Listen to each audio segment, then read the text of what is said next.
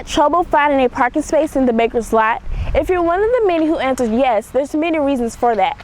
For one, some students park illegally, but mostly there's a large discrepancy between the number of driving students and the number of available spaces. BH1 did some math to figure out just how many drivers are without spaces.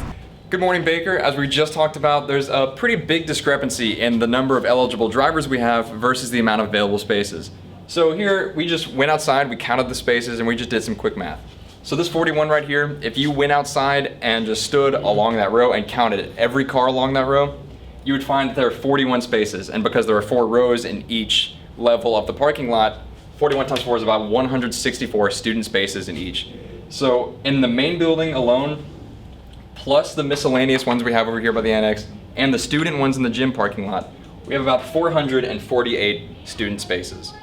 Now, as you probably know, your classes are a good bit bigger than that, and juniors and seniors are eligible to drive. So up here we have the number of juniors and seniors that combined that are able to drive, and that's 1,288. So for simplicity's sake, we'll do some rounding. Let's say we round the spaces up to 500, and then we round the students up 12 to 1,300.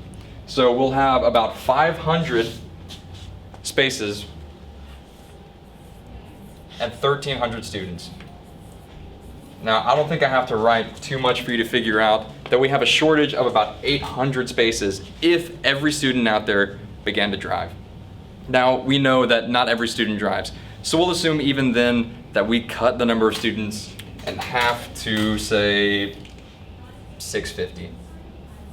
Even then, we'll still have a shortage of 150 spaces if half the students didn't drive at all.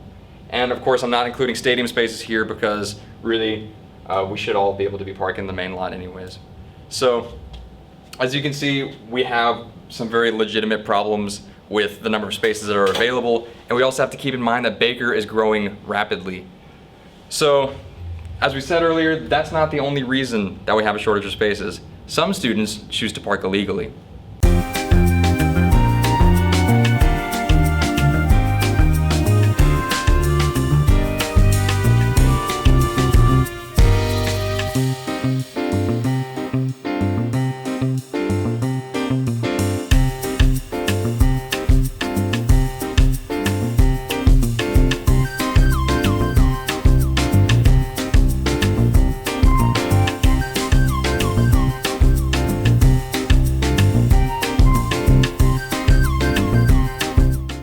Don't lose hope, Baker. There are a couple of easy solutions to this problem.